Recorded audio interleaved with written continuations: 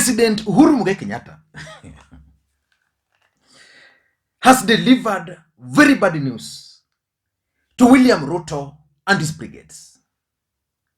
And any Kenyan who still believes that President Uhuru Kenyatta, with a state machinery, will hand over the presidency to William Samoei Arap Ruto after the August general election should go or should check into any nearest hospital and have their heads checked up. Uhuru Kenyatta is not going to hand over the presidency to William Samoei Arap Ruto. I wanted to listen to this message President Uhuru Kenyatta delivered to his deputy today. Bado nimebaki wiki tatu.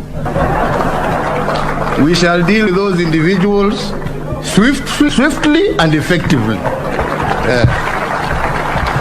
Swiftly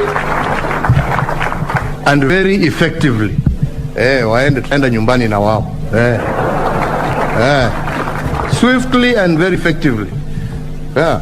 We can't have individuals, have people operating as individuals. We operate on behalf of the people. We operate on behalf of the global community of which. No, that's President Uhuru Kenyatta. And I want to ask you, do you think that man is going to hand over the presidency to Ruto? Because the person is referring to in this particular video is none other than William Ruto. And is going with them home together. How many days do you think are left to the next general election? Or how many days do you think President Uhuru Kenyatta will still stay in the presidency? Just very few days. And the truth of the matter is that as the President of the Republic of Kenya, Uhuru Kenyatta has intelligence reports. Which means the intelligence probably must have told him that Raila Odinga is going to win. And that's why he's exhibiting such kind of confidence. Or maybe the intelligence has just assured him that there is no way William Ruto is going to lead or to win. But why would President Uhuru Kenyatta deliver such a message? Because it's also very clear if you listen to the tone of that message clearly. It's very clear that only 3 weeks. He only has 3 weeks. And it's very clear that within those 3 weeks, he's going to deal with these people. They're going to deal with them. So in this video, I want us to just briefly, because I've been away for the better part of the day, to look at the message which is coming out from that statement by President Uhuru Kenyatta. Before we do that, in case you're watching the channel for the first time, please take a second or two, click that subscribe button so that next time we produce a video like this, YouTube will automatically notify you. And to the subscribers, I want to continue to thank you guys for your continued support. Because without that support, this channel cannot be where it is. So I want to thank you guys so much, and please give this particular video thumbs up. Raila Odinga today held a massive rally in Kakamega. I need to do a critical analysis of Raila Odinga's rally in Kakamega.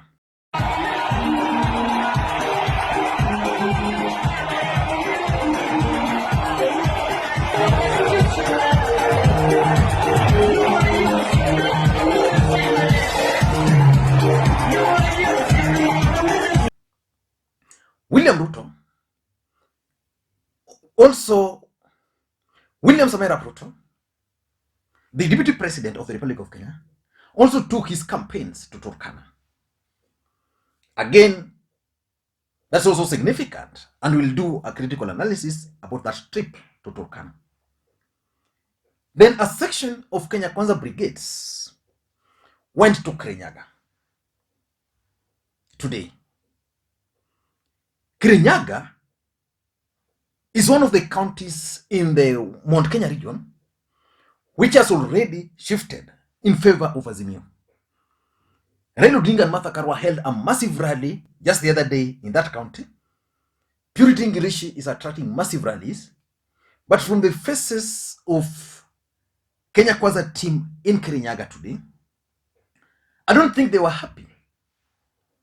Maybe there is something.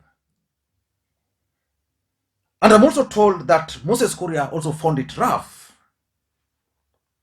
in Kiambu. The UDA supporters heckled him badly.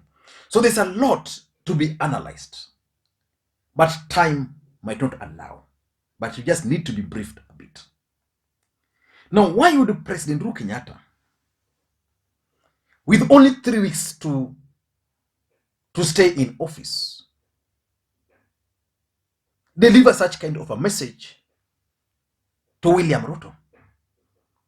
That is something which is getting me worried. I don't want to use the word worried, but I can't really comprehend why 3 weeks in office, but is talking with such kind of confidence. If you paid close attention to President Uhuru Kenyatta's statement, you'll agree with me that the following messages are coming out clearly. Number one is that Uhuru Kenyatta is not going to hand over power to Ruto. You know, constitutionally, IBC is the body mandated to conduct election and announce the results and declare the winner. And once a winner is declared, the next thing is that he's sworn in office and he takes over. That's how the process should be. And if that process were as smooth as that, Raila Odinga would have been sworn in as the president of the Republic of Kenya in 2007. Mwai Kibaki never allowed Raila Odinga to be sworn in. So the question which I keep on asking, why do you think William Ruto is keen on stopping his deputy? Why do you think he's not willing to hand over power to him? I have several reasons, but just a few of them. Number one, William Ruto and Uhuru Kenyatta worked together, so they understand each other. And there's this notion that William Ruto is a vengeful man. So there might be fears that he might deal with Uhuru. Number two, you also remember that Uhuru Kenyatta's key allies who ran the government have mismanaged or mishandled William Ruto. And therefore, there's a fear that should William Ruto become the next president, where will they go? Talk of Matiang'i, talk of Kibicho, talk of Nancy Gitau, talk of Joe Musheru, and several others. In fact, if you listen to William Ruto yesterday and even today, he was very clear on one thing, that he's not going to investigate or punish Uhuru Kenyatta. Why would that thought even come in his mind? So those are the fears Uhuru Kenyatta and the team have. And therefore, the first message he's sending is that he's not going to hand over power to Ruto. Number two, I also tend to think that based on what Uhuru is trying to tell Kenyans, is that William Ruto is not fit for the county's job. Because he's worked with him together, and based on the tone of that, but just listen to that speech a bit so that you can understand what Uhuru is trying to say. Bado nimebaki wiki tatu. We shall deal with those individuals swiftly and effectively. Swiftly and very effectively. Waenda nyumbani na wao. Swiftly and very effectively. We can't have individuals, people operating as individuals. We operate on behalf of the people. We operate on behalf of the global community of which. The third message which I think the president is also sending to Kenyans is actually a coded message that the next president of the Republic of Kenya is not going to be William Ruto. Then if the next president is not going to be William Ruto, who is he? Uhuru Kenyatta is indirectly telling Kenyans that Raila Odinga is actually going to be the next president of the Republic of Kenya.